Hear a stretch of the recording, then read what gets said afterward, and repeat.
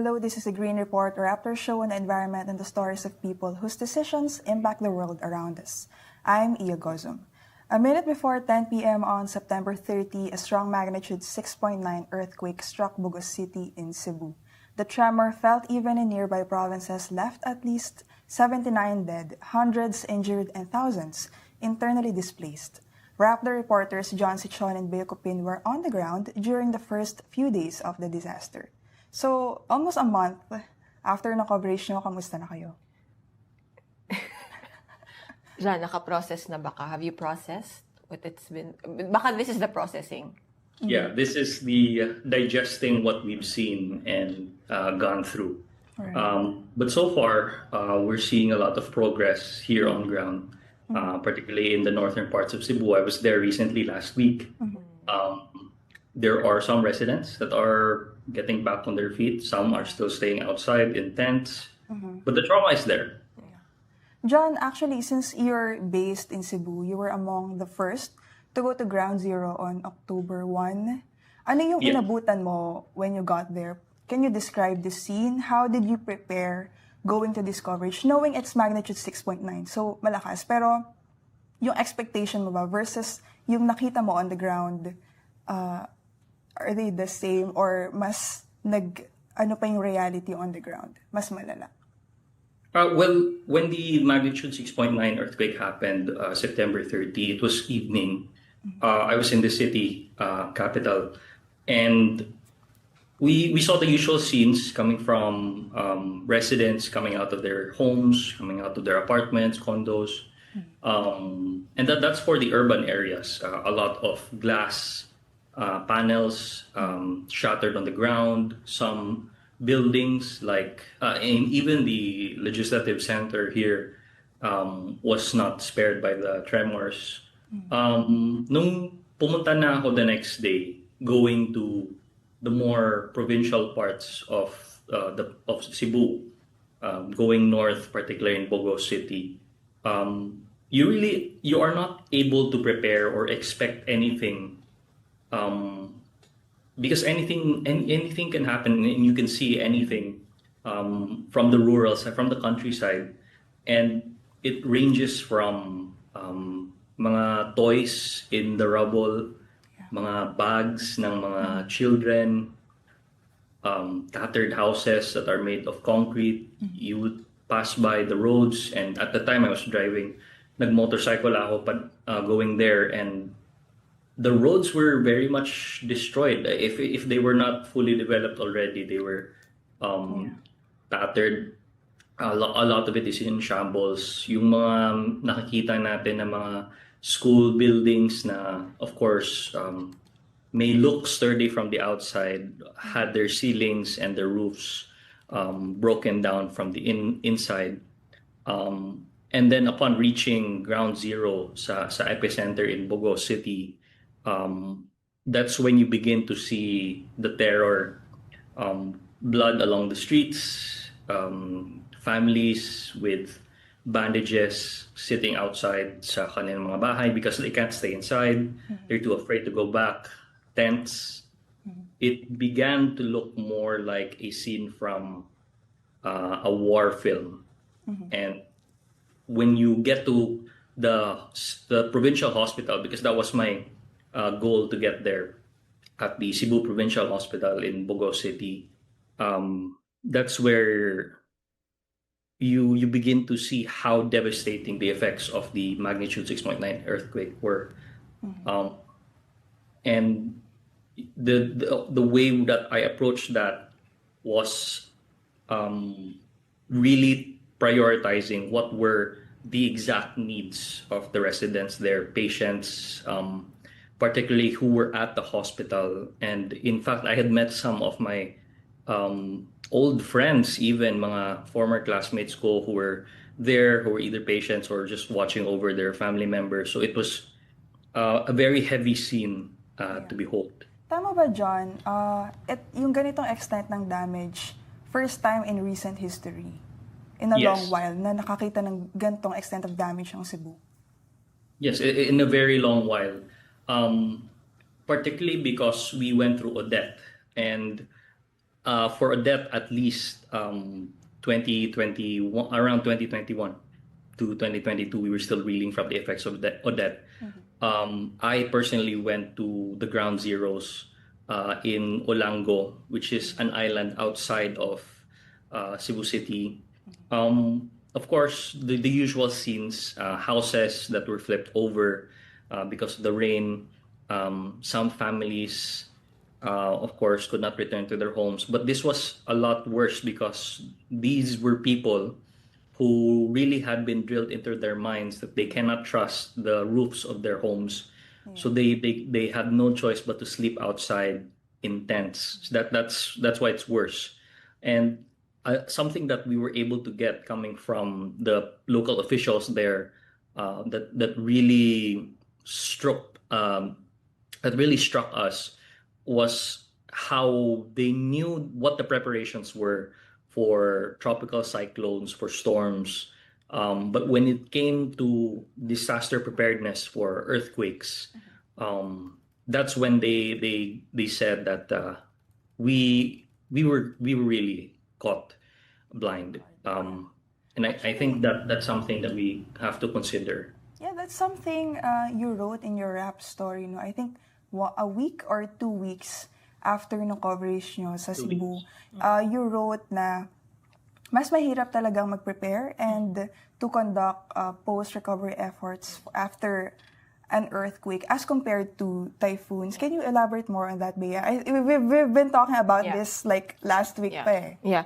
I think one thing is, well, is it typhoons? Both are very complicated things to prepare for, if you can even prepare for an earthquake, right? Pero yung malaking difference siguro dito, kung typhoon, more or less you predict the path, right? Sometimes they change last minute, but you know more or less which LGUs will be affected. Therefore, if you're national or provincial or even the LGU, mas madali, it's easier to pre-position your food packs, to evacuate people, kasi if you pay attention to the science and you look at the hazard maps, alam mo naman kung ano yung pinaka-vulnerable area. So these things are, parang you have days, a week to prepare for these things, right?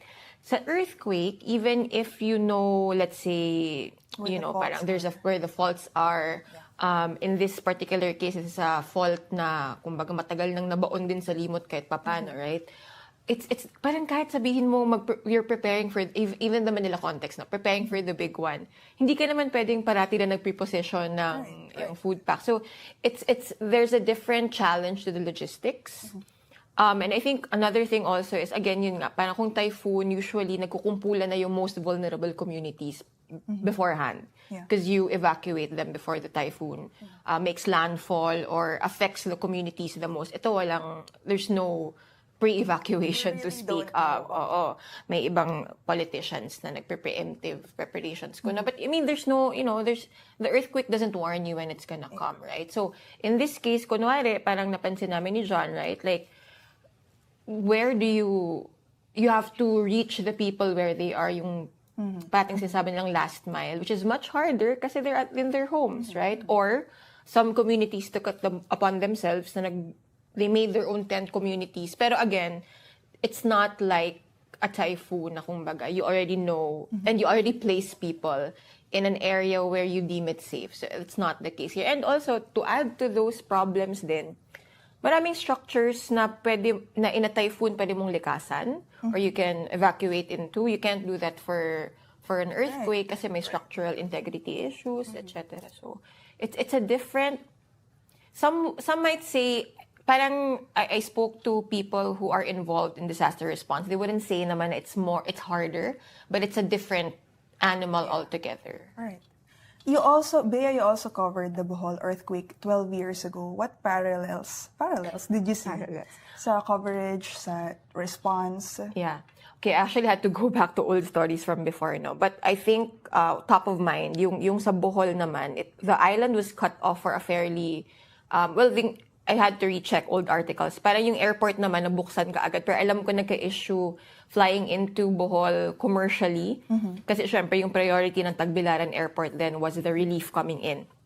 The seaports remained closed for a substantial, well, at least sa Tagbilaran one, dahil nga may mga damage sa port. So yung connectivity was an initial issue.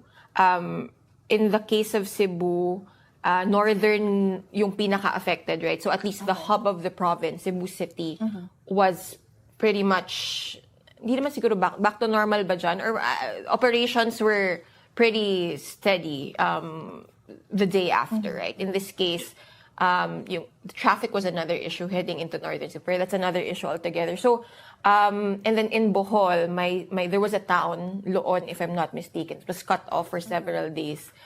Hindi siya bukod na island. You needed a bridge lang, but the bridge was ruined, damaged because of the 7.2 magnitude 7.2 earthquake. So kailangan mong sumakay ng boat from Tagbilaran to get to Loon. So different situation. It was much stronger, obviously 7.2. And I think isa ding dramatic image from Bohol 12 years ago were all the churches that were ruined. Loon church, the church in Loon was particular, as in gumuho talaga yun. So we do not want to compare disasters, but I guess that one also, it was a different situation in that yun nga, may mga na-cut off na provinces. And then, well, we were there covering the Bohol earth or the aftermath of that earthquake. We didn't know, but like weeks later, Yolanda would happen. So that's another layer of, parang hopefully that doesn't happen this year. But but in this case, diba, parang the communities in northern Cebu were also reeling from really heavy rain the week or days prior dyan, diba? Days prior, yeah. So I mean, parang it's actually a very vulnerable area of Cebu, diba? Mo ng Agihan or a lot of typhoons passed. Coastal areas, closer to the coast, tips. Right. And these were communities affected. Speaking of Yolanda, these were the communities in Cebu that were most affected. Right. And you Yolanda. visited a Yolanda housing village, right? When you were there. It was, John. But yes, mga survivors, a lot of them there. Can you describe the scene in that area?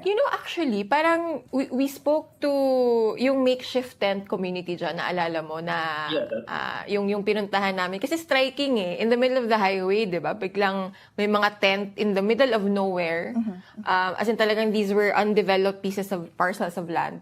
Tapos, they don't wear the trauma of Yolanda on their sleeves, but it will come out eventually during discussions. Kasi actually the question, I asked one of the residents, Ingon Kulnia, I asked her, is this the worst parang calamity that you've experienced? She actually said yes, parang it was more traumatizing for her. Siya compared to Yolanda, ilahang experience, their experience. This is more traumatic. Yeah, kasi again, I think in Yolanda, it was also traumatizing for her, yung specific na nakausap ko kasi, pero na-evacuate sila prior. Okay. Coastal community ito. Pero, I mean, trauma pa rin yun kasi parang yung school daw na tinirhan nila, akala nila, parang parts of the roof natanggal, ganon. But John mentioned this earlier. Iba rin yung, I guess for her, the experience of the ground shaking days after the very strong earthquake. Iba rin yung, kumbaga in a way, you're forced to relive the trauma from that night. Forced to relive. Okay. Days after, right? And then, when Yolanda hit, Daan Bantayan yung hometown niya, 2-3 pa lang yung anak niya, maliliit pa sila. Ngayon, she has 5 or 7 children. 5 children, 7 in the family. So the youngest children weren't there when Yolanda hit the Philippines. So, alam mo yun, parang, to her, it was, I think to her, the prolonged displacement probably of the earthquake makes it a little more concerning. And you have little children, a 5-year-old, you're living under a tarpaulin 3-4 days after an earthquake, diba? For context, so if John is based in Cebu, Bea here is based in Manila and was deployed to Cebu when and how many days? I think 2 days after John. 2 days. 2 days after. And one of the, bakit ikaw yung dineploy? Kasi kailangan, one advantage is you speak the language. Right. So, I apologize if we'll shift to, the Bisaya will slip out from time to time. So, I mean. How did that come in handy? Ako kasi, I don't speak Bisaya, but I've covered disasters. And alam ko yung may certain sensitivity na kailangan mong dala-dala when you're approaching people who are experiencing trauma or undergoing through grief. How did that come in handy, the language shared? John? Getting in touch with these people. I've had, experience talking to Tagalog-speaking individuals. I've even had a lot of opportunity to go to Western Visayas, learn Hiligaynon, and go to Eastern Visayas, learn Waray. And I found it a lot easier to conduct my interviews speaking their language, their dialect, because they are able to not only express deeper how they feel about certain issues, but there's no lag time in trying to process what you think because you have to translate it. And not many residents living in far-flung areas have access to proper education. So that's one thing that you need to understand. And since this is the northern part of Cebu, which are farther from the urban communities, farther or even deeper into even coastal and forest areas, you have residents here who really have zero access to education. So their speaking in Filipino may not be as fluent, but also it would be a lot difficult for them to explain to you if they were not speaking in their mother tongue. Actually, when I was reading your stories during the coverage, maramdaman mo talaga yung emotional undercurrent. It's not really just straight news. Yeah. You can feel the emotion on the ground. Yeah, I was thinking, di ba, kanamurag, I'll speak a little in Bisaya, no? Kanamurag, ang thought is, traumatized na gani ka, you're already traumatized, problema pa ka pa, you problematize pa how to talk to the person who's trying to extract information from you or to try asking you to recount ang experience ba. And I think, I don't know, I think it's something, I wrote this actually sa newsletter noon, Murag. It amazes me nga, and this was going through my head when we went to sa Bogo, kadong a wake of 11 clan, like, relatives who died at the same time from the landslide, no? While si Joseph was talking to us, I was really wondering, nganong open man kaayo siya to talk about the most traumatizing moment of his life? Why is he so willing to talk to me about something so traumatizing?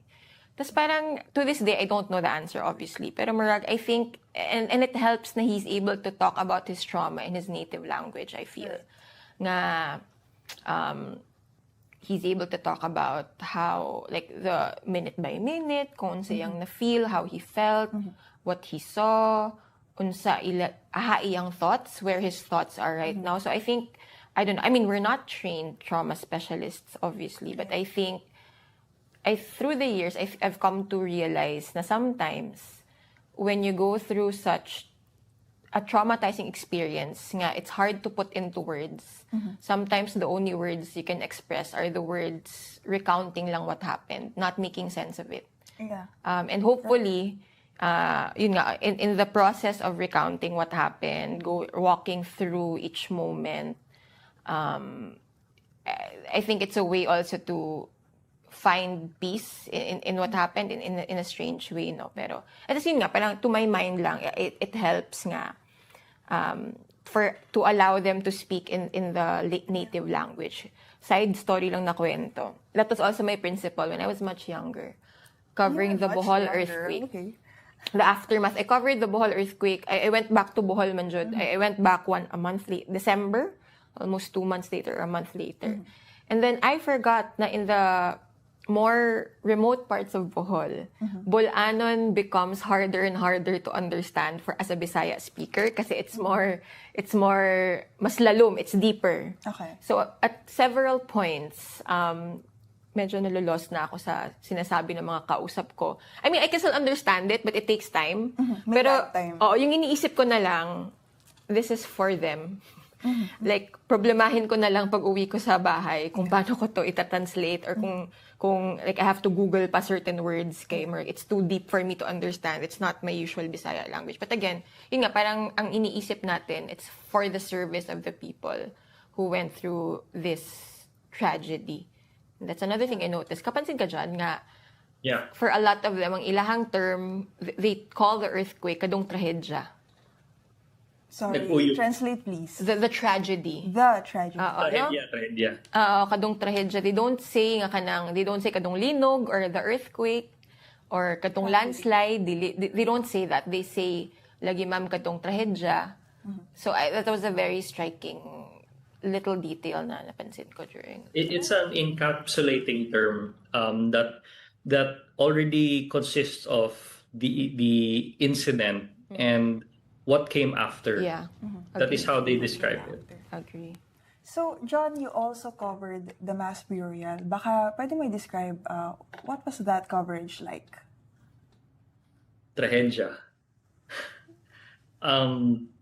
Going back to the area, Barangay Binabag, in specifically Sitio Hacienda Filomena in Bogo City.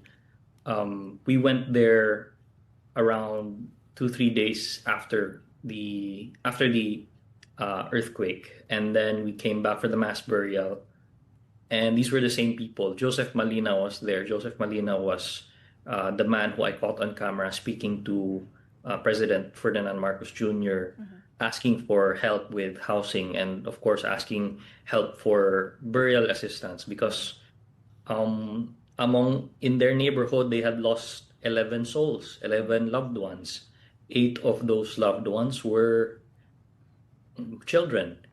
And that it's a very difficult thing to digest. And for them, just like what Bea said, just speaking and retelling what had happened is enough of a means to cope for them.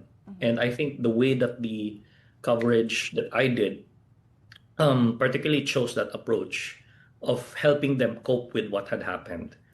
I think the most striking thing that I had come across was this image of a very, very small casket.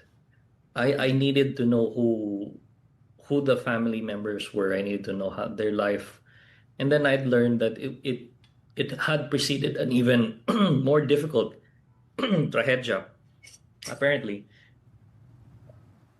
the smallest casket belonged to a 2-year-old boy named Prince Kyle Kailan. The father, Ariel, had lost his significant other in July to a different disease. So it was just this man who was working as a carpenter for hire in the urban areas of Cebu, going back every time to meet his child, 2-year-old boy. And for that to happen, that the landslide that happened in their area in Barangay Binabag, much of that had been taken away from him.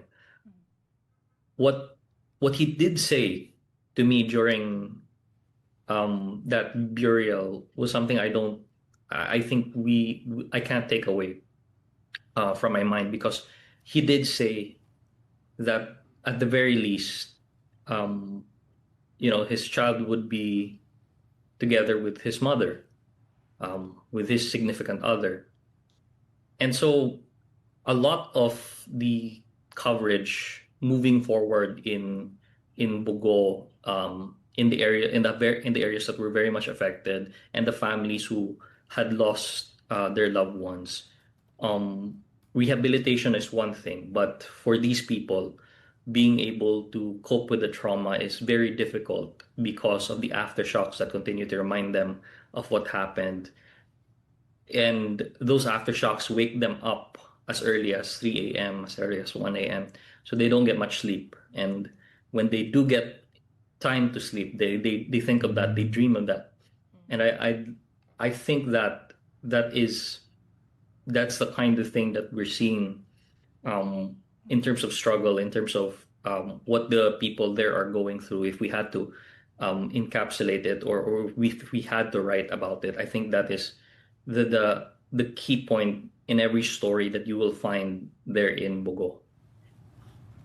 John, pang ilang araw yung coverage na mass burial? Pang ilang araw siya nung buong coverage mo?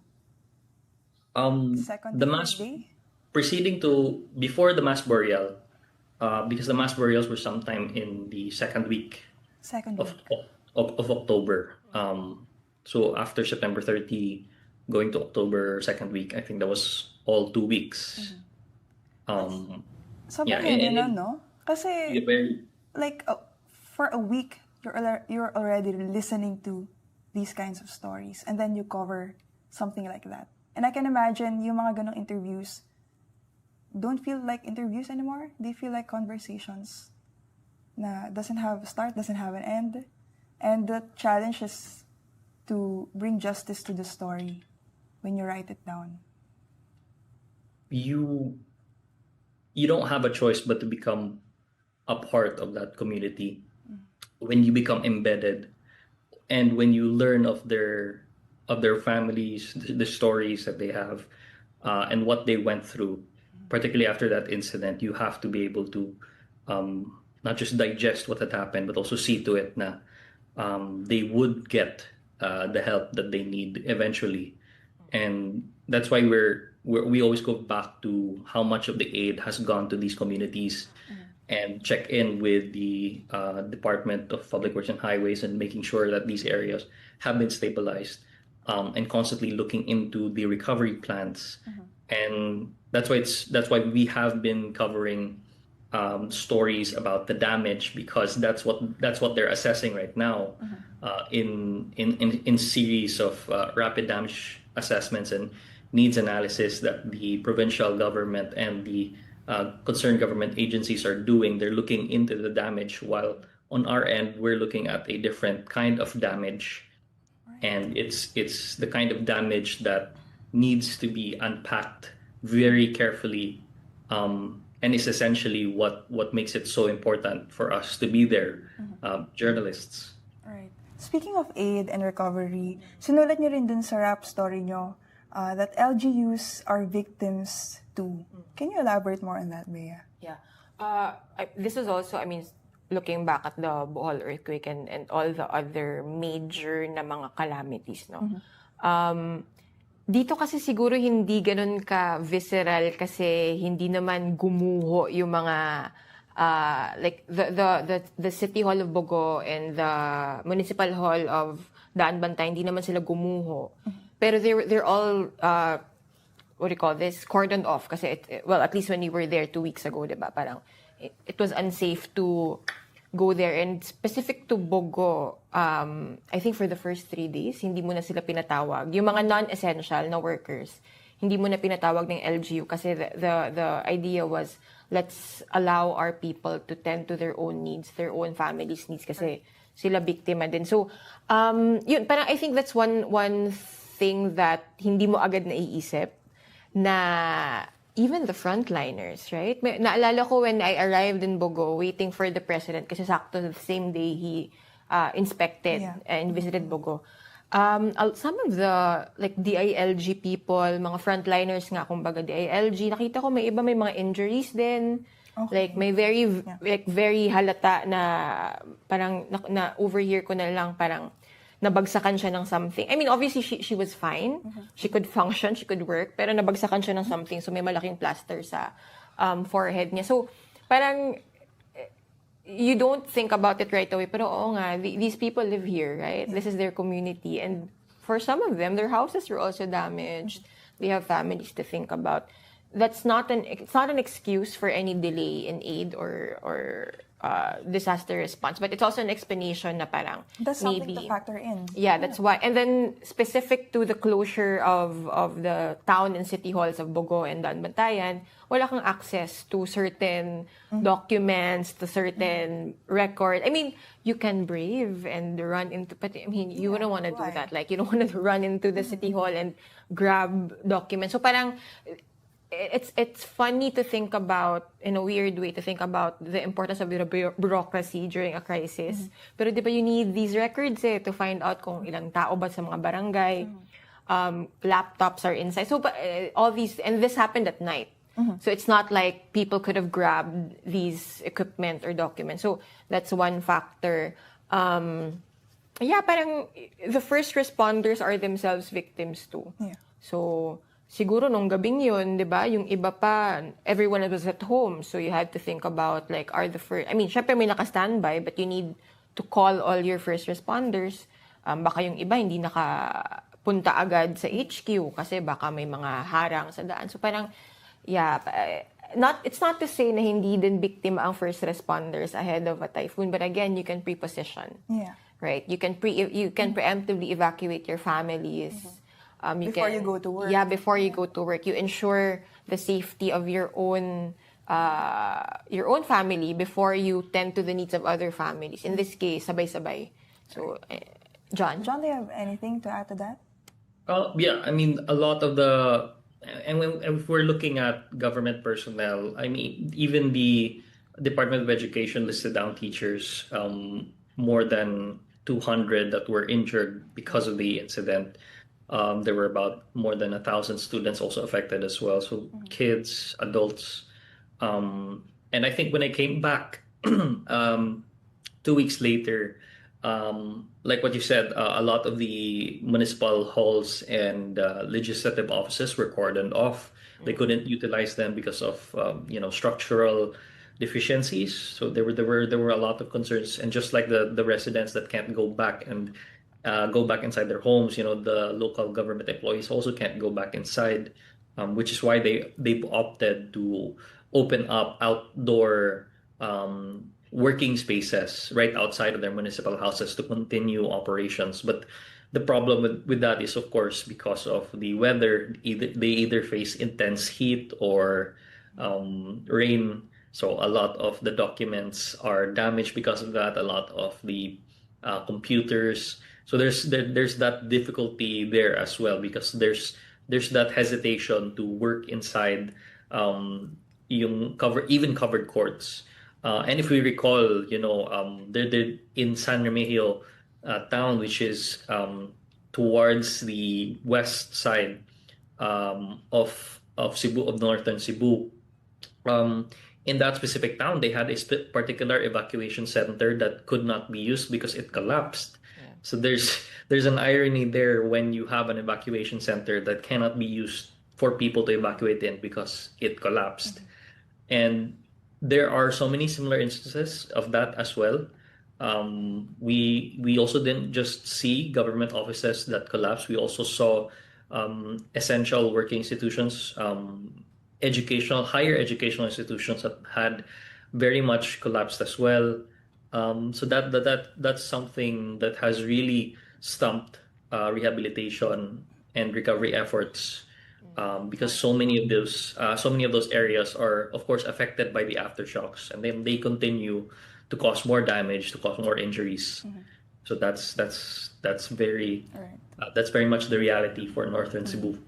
I guess the remaining question now is, what will the next weeks and months look like for Cebu? Kasi you wrote, it's a long road to recovery. Yeah. You want to go first, John? Yeah, so the provincial government has a 1-year recovery plan. That's 1 year to make sure that the entirety of northern Cebu and the affected areas are able to get back on their feet. So we're talking more than 11 towns and Bogo City that have already received aid coming from different organizations and even the government. The provincial government has already released at least around 150 million for initial recovery and rehabilitation efforts, although there's going to be more coming from the national government. The DPWH is also making sure that residents that are staying in tent cities are also properly taken care of, and they're working on community kitchen as well.